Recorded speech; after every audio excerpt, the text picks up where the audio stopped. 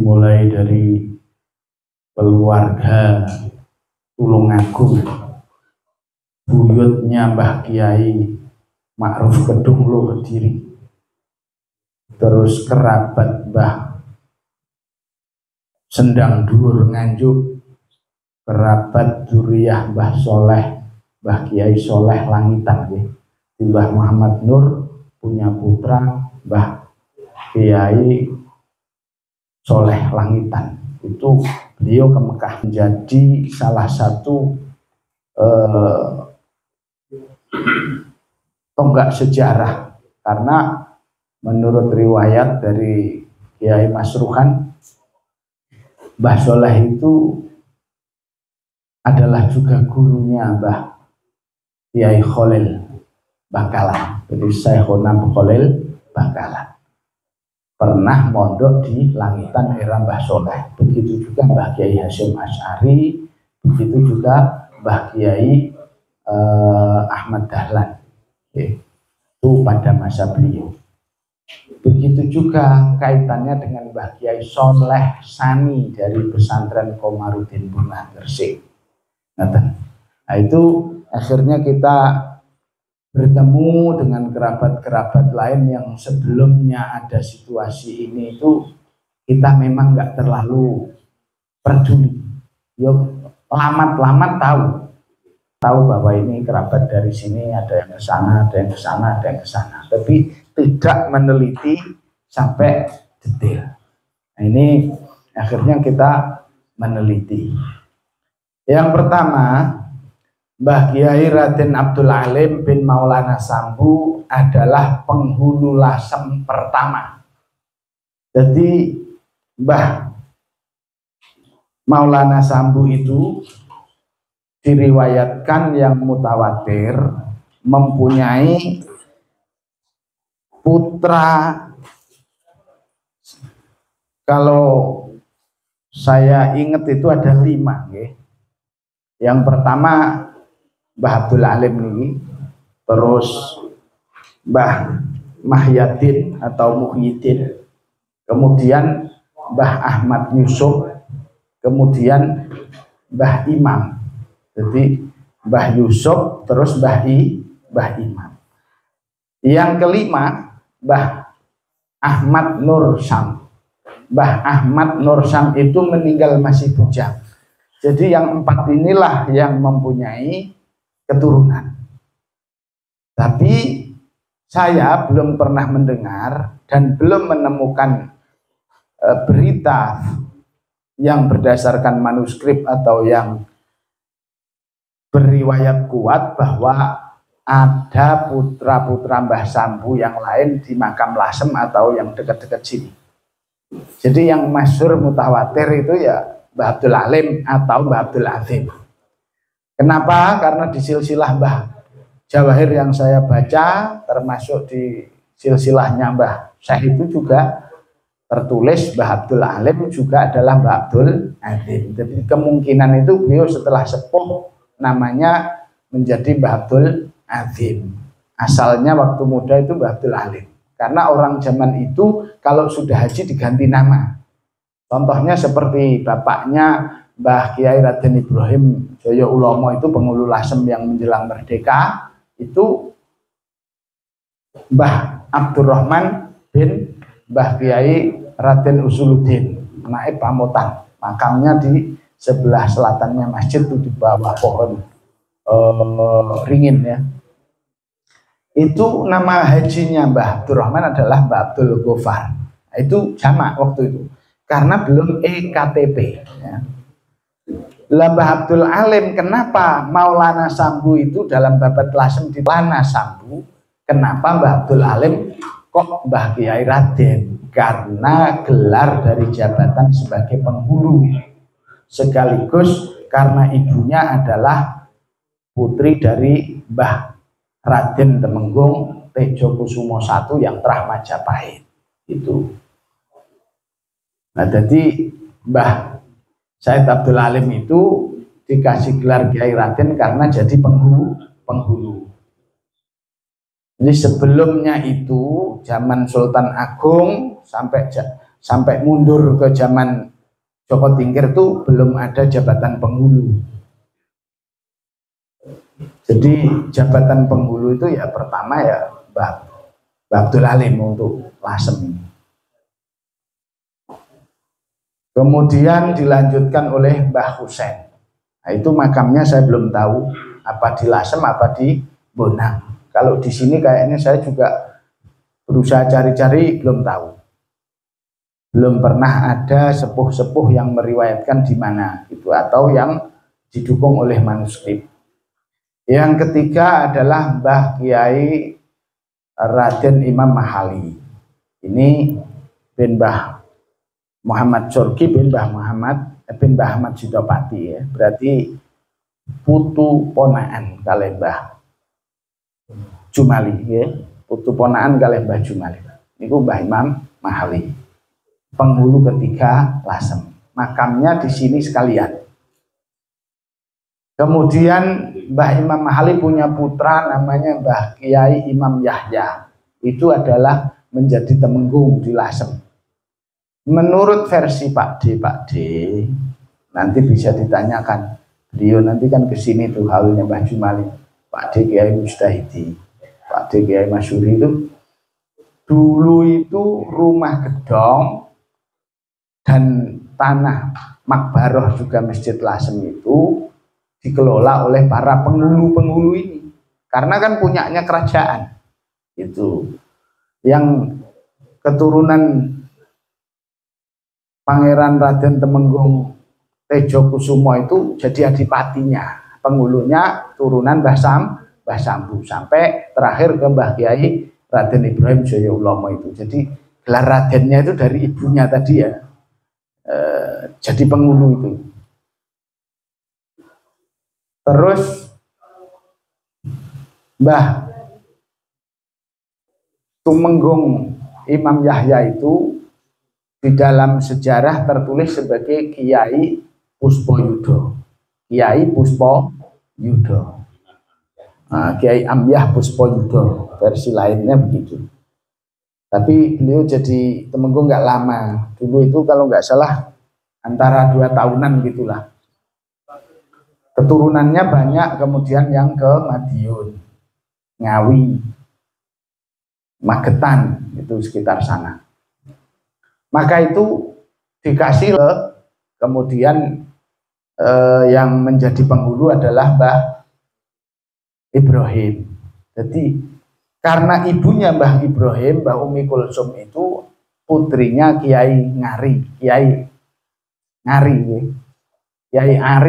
Niku Kiai Ari niku berkedudukan teng Lasem pada zamannya.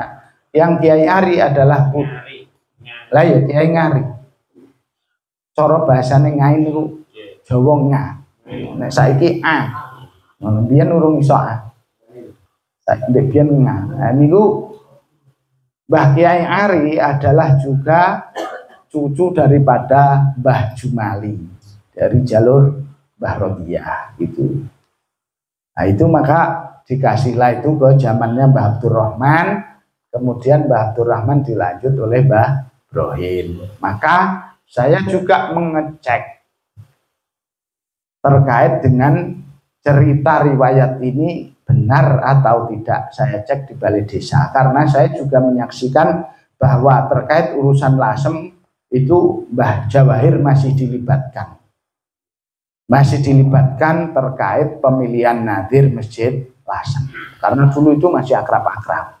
Jadi kalau ada riwayat makamnya Mbah Sambu itu asalnya hilang tak berbekas, baru ditemukan zaman Mbah Maksum dan Mbah Baidowi, cerita itu tidak sesuai dengan cerita riwayat keluarga Tuyuan. Masih ada saksi yang dapat cerita langsung dari ibu dan bapaknya, yaitu satu Kiai Mujtahidi, saya tanya langsung kemarin ke Banjarnegara. Yang kedua Pak Le Ustadz Zainal Arifin ada di Bulu samping makbarohnya Sayyid Husain Al-Wahad, itu cerita. Kenapa saya lebih percaya jalur itu? Yang pertama, tadi nama tanah sebelum diwakafkan memang namanya Mbah Ibrahim, makbaroh dan masjid itu. Begitu juga dengan tanah Rumah Gedong. Itu. Yang kedua lagi, terkait dengan dipanggilnya Mbah Dawi Mbah Maksum atas saran Mbah Abdullah Umar, abahnya Mbah Hamid Pasuruan, itulah menjadi Mbah Guru itu, Mbah Husain Al-Wahad itu tertarik kepengen menjadi salah satu bagian keluarga Mbah Kiai Raden Ibrahim, karena dianggap waktu itu dzurriyyah yang dituakan. Itu ini kan berarti Mbah Kiai yang lain masih muda gitu loh. Mbah Ibrahim sudah sepuh. Terus menurut versi Pak Leksen dan Kiai Mujtahidi bahwa saya tidak punya anak perempuan yang gede, maka itu kalau sampean mau tak kasih iparku, adik ipar putrinya Kiai Raden Yudo Prawiro Pamutan bin Kiai Raden Tubagus Soleh Panuan. Kenapa kok Kiai Yudo Prawiro jadi Raden? Karena bukan di Banten. Yang asli Banten itu Tubagus Soleh. Di sini digelar Kiai Ageng Soleh Panuan. Itu ada manuskripnya. Lah itu kemudian Mbah Sayyid Husain Al-Wahad itu dinikahkan oleh Mbah Ibrahim Jaya Ulomo selaku penghulu Lasem yang waktu itu dipanggil untuk rehab makam Mbah Sambu. Jadi rehab bukan menemukan. Rehab dan menemukan itu lain. Kalau menemukan itu asalnya hilang. Kalau Mbah Sambu itu nggak mungkin hilang. Kenapa? Di Babat Carita Lasem ditulis juga bahwa sareannya Maulana Sambu itu di sebelah barat pojok utara Masjid Agung Lasem, Kauman Lasem. Ada. Di silsilah juga ada. Lokasinya ditunjuk persis. Jadi nggak mungkin hilang. Yang ini nanti akan kita bahas. Jadi itu direhab. Maka itu Mbah Ibrahim dipanggil itu untuk merobohkan bangunan lama cungkup yang berupa kayu. Asalnya cungkup kayu gitu. Nah, saya kira ini persis juga yang terjadi di Sedan ya, di makbarahnya Mbah Kiai Musman gitu. Itu juga asalnya kayu kecil gitu. Terus sekarang dibangun bagus. Mbah Sayyid Husain Al-Wahad kemudian dinikahkan oleh Mbah Ibrahim Jaya Ulomo dengan Mbah Siti Aminah binti Mbah Yudo Prawiro bin Mbah Kiai Tubagus Soleh Panuan. Mbah Kiai Tubagus Soleh Panuan asli dari Banten. Yang kedua, itu Mbah Ibrahim bukan karena mentang-mentang Mbah Sayyid Husain Al-Wahad ini orang dari Arab terus langsung waing ya. Versi Mbah Kiai Zainal Arifin Bulu, sampingnya makbarah Mbah Guru, samping masjid itu dalamnya bisa di cross check. Itu ditanya dulu. 1 hari 2 hari itu ditanya. Kalau ada masalah begini sampean bagaimana? Kalau ada masalah begini sampean jawabnya gimana? Kenapa begitu? Karena Mbah Guru orang Arab, ini bukan Arab, ini Jawa. Sampean bakal kumpul dengan masyarakat, bisa ngomong apa tidak itu dites. Jadi kalau riwayat terus dianggap kita ini orang yang dakwah-dakwah di tanah Pantura ini dianggap terus kaum sudra itu salah besar. Kita sudah tahu wilayah, sudah tahu wilayah. Ada kerabat-kerabat leluhur ke atas tuh dari setelah Mbah Jumali yang masyhur wali itu diteruskan sampai Mbah Abdul Jalil di Cengklik Gedur itu jadi wali, Mbah Abdul Jabar jadi wali. Banyak ke belakangnya itu juga yang istilahnya orang-orang yang kasaf, termasuk cucunya buyut Mbah Jumali itu Mbah Karas itu yang nenek moyangnya Mbah Habib pendiri Masjid Baluan ya. Mbah Munsorib itu ada. Beliau sudah naik kapal layar ke Mekah. Jadi dulu itu sudah berpikir untuk haji ke Mekah. Kenapa? Ditemukan manuskrip tulisan tahun 1750-an ya, bahwa tahun segitu Said Abdullah bin Said Iman Tuyuan Lasem itu sudah beat kepada Syekh Muhyiddin Pamijahan Keramat Tasikmalaya, yang beliau adalah murid dari Tuanku Syah Kuala, Tuan Guru Syekh Abdul Rauf Singkel Aceh, yang beliau adalah juga mursyid Thorekoh Syatoriyah. Itu ini kebetulan terkonfirmasi dengan manuskrip pesantren Komarudin Bungah Gresik, yang juga Kiai Raden Komarudin itu berdoat kepada Panembahan Dalem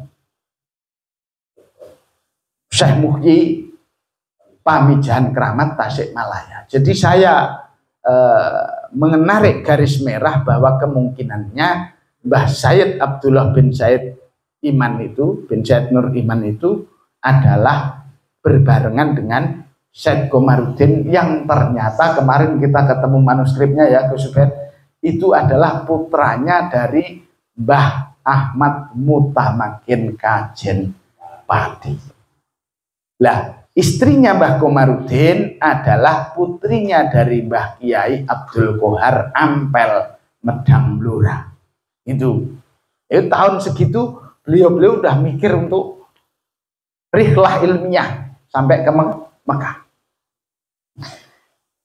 Jadi itu bisa dicek, ditanyakan, karena saya kan nggak hidup sejaman. Maka kalau nggak ada manuskrip harus ada riwayat yang lebih dari satu, itu baru mutawatir. Kalau hanya dongeng tidak terkonfirmasi oleh data sejarah atau bukti manuskrip atau data sejarah negara atau kerajaan, maka itu dianggap dongeng, tidak ilmiah. Ngaku apa terserah, wong namanya nggak ilmiah gitu loh. Kalau ilmiah itu harus bisa di cross check, karena silsilah tidak bisa berdiri sendiri. Karena yang ditulis di silsilah itu orang hebat harus terkonfirmasi atau terafirmasi di dalam konteks sejarah daerahnya itu, apakah kerajaan ataukah negeri jajahan pada waktu zaman Belanda itu. Nah, ini Mbah Abdul Halim ada, termasuk sampai kepada sinten Mbah Sambu. Nah itu gini, kaitannya Mbah Sambu ke Sunan Ampel. Kita ada beberapa versi silsilah. Yang pertama yang masyhur, ya masyhur, artinya banyak ulama juga menuliskan bahwa beliau terah dari Pangeran Benowo, Mbah Sambu bin Pangeran Benowo, yang nama lainnya adalah Kiai Abdul Halim. Jadi Pangeran Benowo itu nama lainnya Kiai Abdul Halim. Kenapa begitu? Ketika beliau meninggalkan kerajaannya dari Pengging, dari Pajang, itu beliau pergi ke daerah Wonosalam, Jombang. Di sanalah beliau jadi Kiai Abdul Halim. Kemudian terakhir beliau pergi ke daerah Kendal, terakhirnya di Kendal. Di Kendal situ juga ada makamnya Syekh Ibrahim Asmoro Kondi. Tapi yang mutawatir saya lebih yakin yang di Palang Tuban, karena tertulis di Babat Lasem Syekh Maulana Ibrahim Asmoro Kondi makam Palang Tuban, gitu disebutkan tempatnya. Kalau yang di Kendal itu enggak disebutkan. Tapi terlepas dari apapun itu yang benar mana, itu Pangeran Benowo dekat dengan Ibrahim Asmoro, itu menunjukkan ada keterkaitan. Itu intinya. Pangeran Benowo juga makamnya ada di salah satunya tempat selain di Jombang tadi, yang dianggap ada juga makamnya, juga ada di Tulungagung dan juga ada di daerah Puncak Wangi, ya. Saya pernah ke sana juga. Ada juga di Pekalongan. Nah ini Tapi saya melihat versi ini masih belum sahih betul. Belum sahih betul. Kenapa? Karena ada beberapa yang menulis. Jadi dilihat dari jarak waktu dan lain sebagainya, ini selisihnya agak jauh. Maka Mbah Sambu berarti punya ayah, baru punya ayah lagi Pangeran Benowo. Justru saya mendapatkan versi Kepatihan Kraton itu di atasnya Mbah Sambu ada 5 lagi, ini nggak masuk akal juga. Maka itu belum saya sahihkan juga. Loh kok ente punya hak apa mensahihkan? Ya mensahihkan dihitung dari angka tahun kehidupan sejarah yang terkait. Itu bisa diperdebatkan gitu loh. Itu namanya ilmiah. Kalau nggak ilmiah berdasarkan sampean ngipi ya nggak apa-apa, itu akoni dhewe. Sing percaya ya monggo, tapi nggak ilmiah gitu loh. Ilmiah itu bisa di cross check fakta sejarahnya gitu. Bukan hasil dongeng. Yang kedua, saya menemukan novum baru yang tidak begitu dikenal. Tapi ada. Di tulisan Mbah Jawahir dan tulisan Mbah Syekh Teblawi ternyata juga ada. Saya sudah cocokkan sama Mas Yafi. Ternyata Pangeran Sambudikdo Diningrat yang gelar sebelum datang ke Lasem itu namanya Pangeran Trenggono Sasi. Bersaudara dengan Mbah Abdul Jabbar Pangeran Trenggono Wulan. Gitu. Ini saya dapat cerita juga dari Pak D Kiai Mujtahidi, juga Pak D Masuri, juga Pak Lesen. Nah, bin siapa? Bin Pangeran Derajat. Karena manuskrip yang lainnya rusak, maka saya cek kalau namanya Derajat mesti terkait keluarga Kesunanan Derajat di Paciran Lamongan. Saya kemudian menghubungi Kiai Salim, menghubungi juga Kiai Rosak, kebetulan beliau wakil ketua Naat. Adakah manuskrip di sana yang menyebut Pangeran Derajat? Apakah beliau sebagai putra dari Sunan Derajat atau cucu dari Sunan Derajat? Disebutkanlah bahwa Pangeran Derajat adalah putranya Sunan Derajat. Nama lainnya adalah Maulana Muhammad Arif, yang kemudian belakangan hari menjadi Sunan Ampel II. Nah, itu di Surabaya. Saya kemudian melihat apakah ini ada data lain yang menguatkan istilah dunia hadis takhrid itu sahih li ghairihi. Harus ada sumber lain. Kenapa Mbah Sambu ada namanya di Keraton Cirebon Kanoman? Apa urusannya? Ternyata di dalam manuskrip yang ditulis sekitar tahun 1700-an itu yang dimiliki Kiai Salim dari nenek moyangnya, Pangeran Derajat diambil mantu keluarga Cirebon, diberi gelar Pangeran Trenggono. Dan Mbah Sambu ada di sana, nama kecilnya Pangeran Trenggono Sasi. Ini lebih dekat kebenaran menurut saya. Tapi saya tidak mengatakan ini paling sahih ya, itu masih dalam penelitian ini ya.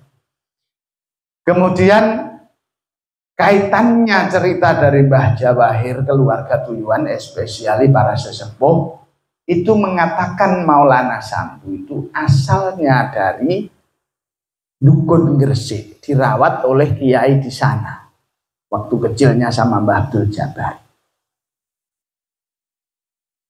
Kalau Babat Lasem menyebutkan Mbah Sambu dari Tuban, keturunan Ibrahim Asmorokon di Sunan Palang Tuban, orang dari negeri Kuswo, negeri ngatas angin tanah Ngarop, maka ini cocok. Begitu juga di History of Java yang ditulis dari Letnan Gubernur Thomas Stamford Raffles, si penemu Borobudur. Beliau juga menyebutkan di dalamnya Kiai Ahmad Mutamakin atau Kiai Cebulek berasal dari Tuban. Ini cocok. Kalau Mbah Sambu itu tidak terkait dengan Pangeran Derajat, kenapa satu namanya Trenggono Sasi, yang kedua kenapa juga beliau ada di Cirebon? Nah ini pertanyaan. Kenapa lagi sebabnya yang lain patut dipertanyakan. Kiai Raden Temenggung Pangeran Tejo Kusumo Trah Majapahit, Trah Brelasem Majapahit itu disebutkan sebagai mantu dari Sultan Hadiwijoyo, Sultan ing negeri Pajang. Kenapa kalau Mbah Sambu adalah cucunya tidak disebutkan? Ini membuat kita harus bertanya.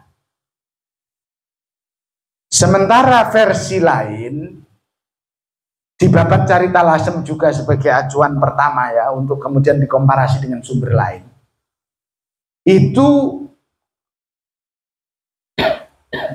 pada waktu zaman perang setelah Trunojoyo, kemudian diutuslah Temenggung Suradi Menggolo III dari Semarang, yang di dalam Babat Carita Lasem dicaci maki sebagai antek Belanda yang merusak sejarah Lasem, yang mengumpulkan semua manuskrip dari para bangsawan Lasem dan rakyat Lasem, baik terkait apapun riwayat Lasem itu dibakar di alun-alun Lasem depan masjid. Disebutkan persis. Juga yang telah mengubah Taman Citra Resmi tempat Nyai Ageng Maloko diastanakan, yang di situ juga ada makam Pangeran Suryowiyoto, bapak daripada Aryo Penangsang. Dalam versi Lasem ada di dekat Nyai Ageng Maloko. Bahkan Sunan Pakubuwono ke-10 juga dulu berziarah ke Nyai Ageng Maloko, menunjukkan bahwa itu tua dan penting.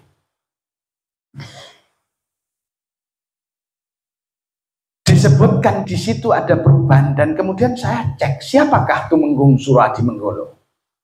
Dari jalur lain beliau ke Basaiban, dari jalur estri beliau ke Pajang.